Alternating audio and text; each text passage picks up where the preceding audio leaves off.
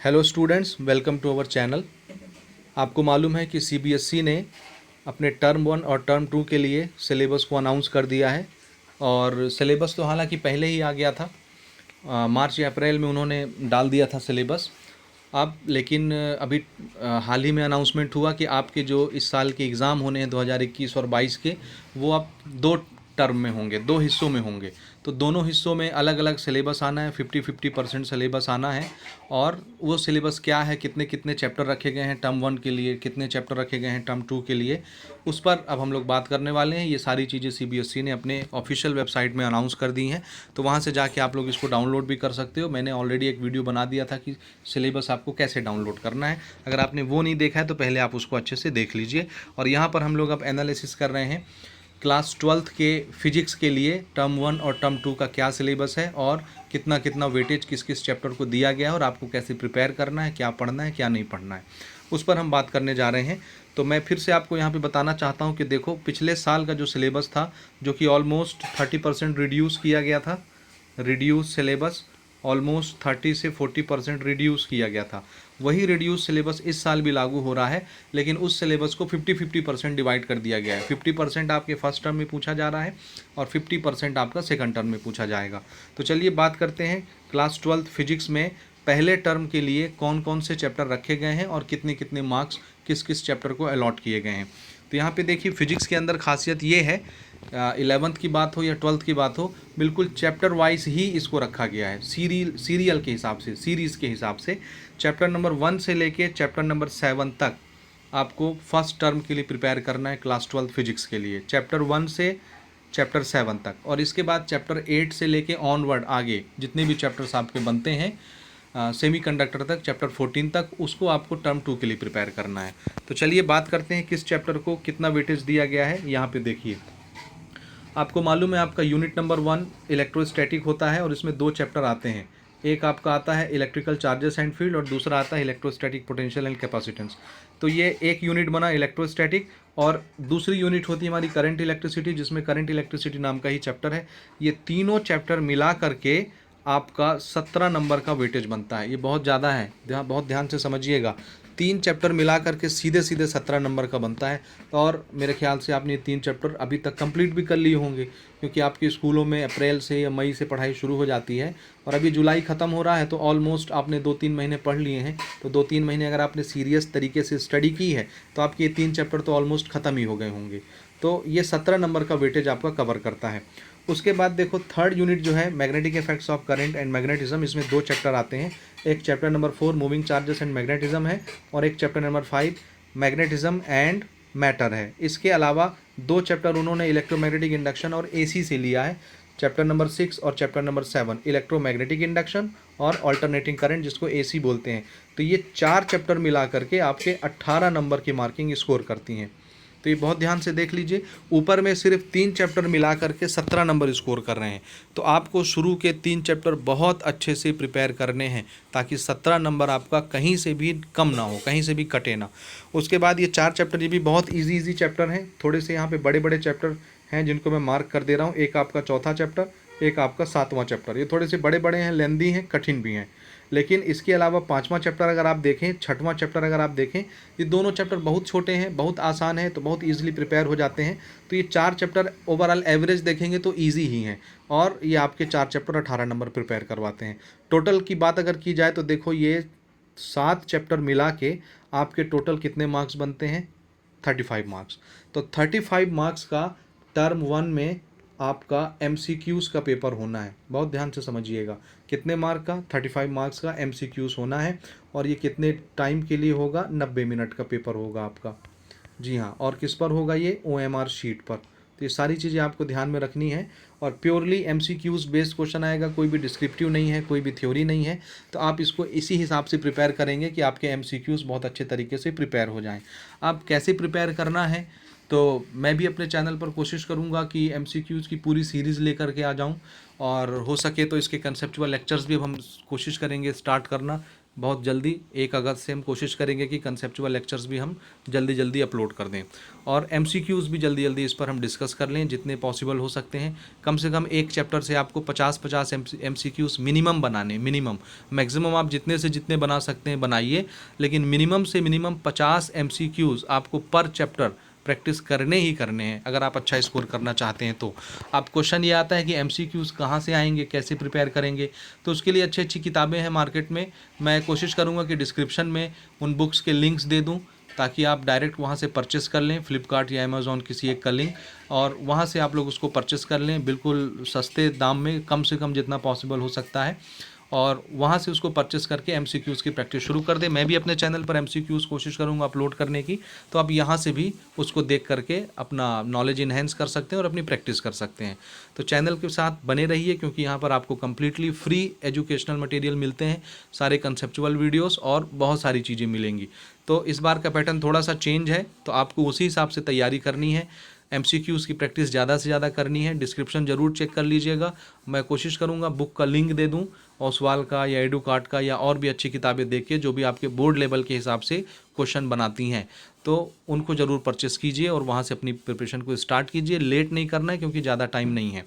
अब चलिए बात करते हैं 35 नंबर का, तो आपका MCQs हो गया, ये थ्योरी मान लीजिए ना। अब बचा कितना, टोटल तो आपका 100 नंबर का होता था पेपर हर साल, और उसमें से 70 नंबर का आपका थ्योरी होता था, 30 नंबर का आपका प्रैक्टिकल होता था। तो 70 का आधा तो देखो 35 नंबर आपका थ्योरी का यहाँ से कवर हो गया, और 30 नंबर का जो प्रैक्टिकल होता है उसका आधा 15 नंबर का प्रैक्टिकल आपको टर्म 1 में करना है। इसमें आपके प्रैक्टिकल के 8 नंबर हैं और 2 नंबर आपके रिकॉर्ड संभालने के हैं, रिकॉर्ड बनाने के, और 5 नंबर आपका वाइवा है, टोटल 15 नंबर। तो ये मिला के आपका 50 नंबर बनता है। तो 50 नंबर आपको टर्म 1 में सिक्योर करने हैं। प्रैक्टिकल के नंबर आपकी कोशिश कीजिए नहीं कटने चाहिए, कुछ भी करके आपको 15 में 15 आपको अचीव करना ही है। ठीक है, चलिए अब बात करते हैं सिलेबस की और सेकंड टर्म की। यहाँ पे आप देख सकते हो, मैं हालांकि वीडियोस लाऊंगा कंटिन्यूअसली, बहुत सारी चीज़ें यहाँ से कटी हैं। जैसे अगर मैं बात करूँ पहले चैप्टर की इलेक्ट्रिक चार्जेस एंड फील्ड की, तो आप देखोगे बीच बीच से कुछ टॉपिक यहाँ पे नहीं है। जैसे अगर हम गॉस थ्योरम का एप्लीकेशन जब करते हैं तो ये प्लेन शीट पे आके ख़त्म हो गया। इसके अलावा भी शेल के लिए इलेक्ट्रिक फील्ड निकालने का गॉस थ्योरम का एप्लीकेशन है, स्फीयर के लिए, नॉन कंडक्टिंग स्फीयर के लिए, तो वो सारे टॉपिक कट गए हैं। तो कौन कौन से टॉपिक कटे हैं, कौन कौन सा बचा है, ये हम जब अपने कंसेप्चुअल लेक्चर्स लाएंगे तो वहाँ पर हम डिटेल से कवर करेंगे, डिटेल से डिस्कस करेंगे। तो अगर आप हमारे वीडियोस को फॉलो करते हैं तो उसमें सिर्फ आपको रिड्यूस सिलेबस का ही मटेरियल मिलेगा और उसके अलावा एक्स्ट्रा कोई भी चीज़ नहीं मिलेंगी। तो आप आंख बंद करके उनको प्रिपेयर कर सकते हैं, तो आपका एग्ज़ाम का प्रिपरेशन अच्छे से हो जाएगा। यहाँ पर अगर हम एक एक चीज़ को डिस्कस करेंगे बहुत टाइम लग जाएगा, वीडियो बहुत लंबा हो जाएगा और उतना लंबा वीडियो देखना आप पसंद नहीं करेंगे।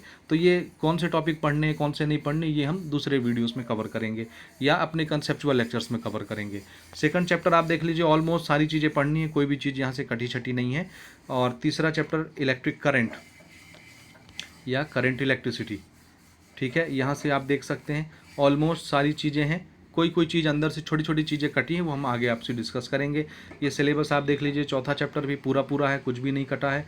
पांचवा चैप्टर बहुत छोटा सा है, इसमें काटने लायक कुछ है ही नहीं, क्योंकि पहले चलते थे कुछ कुछ टॉपिक वो पहले ही हट चुके हैं, तो उस पर बात भी नहीं करना हमको। इलेक्ट्रोमैग्नेटिक इंडक्शन भी बहुत छोटा सा है, कुछ भी नहीं कटा है यहाँ से।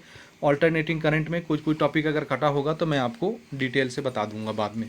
तो ये 7 चैप्टर हमारे हो गए फर्स्ट टर्म के लिए। अब आइए बात करते हैं सेकंड टर्म की।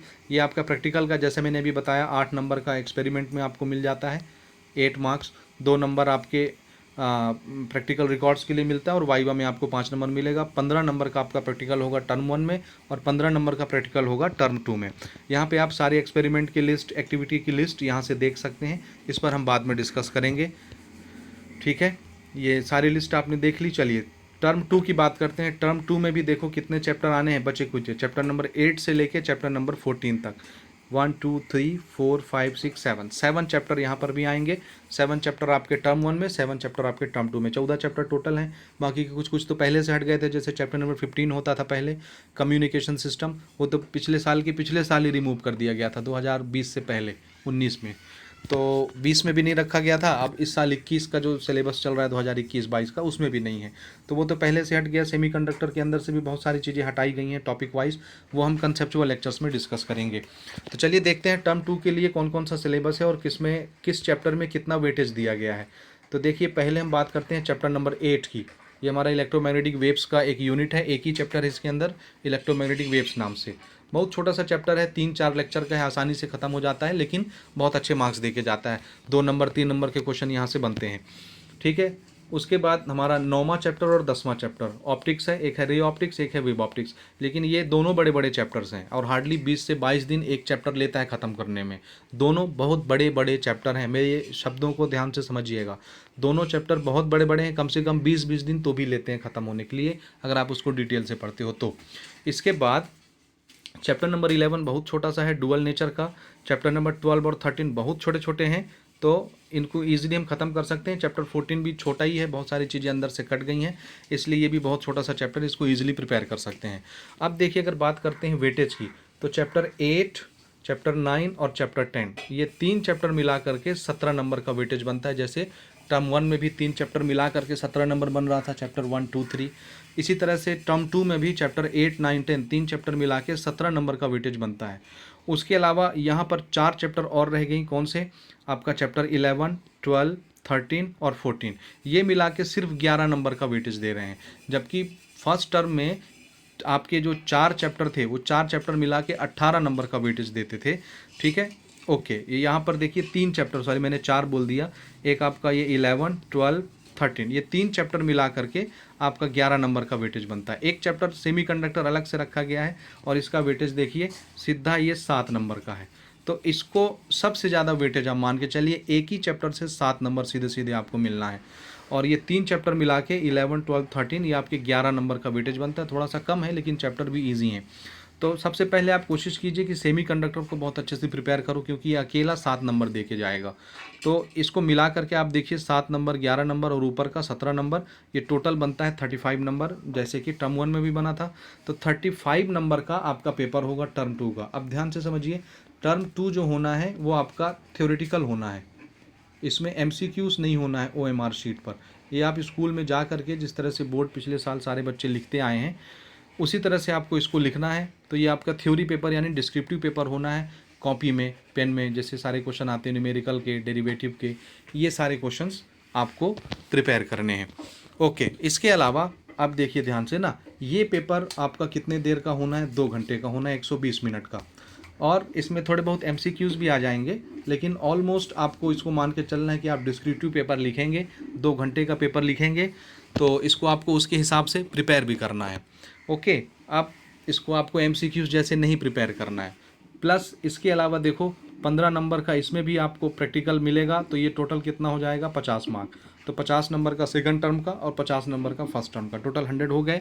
इसमें 15-15 नंबर दोनों टर्म के मिला के 30 नंबर का प्रैक्टिकल हो गया, और 35-35 दोनों टर्म मिला के 70 नंबर का थ्योरी पेपर हो गया। तो ये आपके पेपर का डिज़ाइन है, और पेपर में किस चैप्टर को कितना वेटेज दिया गया है इस पर बात हो गई। अब मेन मुद्दे की बात समझिए, उस पर हम डिस्कस करना चाह रहे हैं। देखिए, सेकंड टर्म को ध्यान से देखिए और फर्स्ट टर्म के टाइम को देखो। फर्स्ट टर्म का पेपर आपका नवंबर-दिसंबर में हो जाएगा। ठीक है, नवंबर से शुरू होगा, चाहे मिड नवंबर से शुरू हो या फर्स्ट वीक ऑफ नवंबर से शुरू हो, सेकंड वीक से शुरू हो, दिसंबर तक जाएगा। तो 2 महीना तो आप मान के चलिए, एग्ज़ाम होते होते, रिजल्ट लेते, ये सारी चीज़ें करते 2 महीने निकल जाते हैं प्रैक्टिकल को लेकर के। ठीक है, तो फर्स्ट टर्म पढ़ने के लिए आपके पास सिर्फ कितना टाइम है? अगर आप ध्यान से देखें, अभी जुलाई ख़त्म हो गया, अगस्त, सितंबर, अक्टूबर, सिर्फ 3 महीने हैं आपके पास फर्स्ट टर्म पढ़ने के लिए।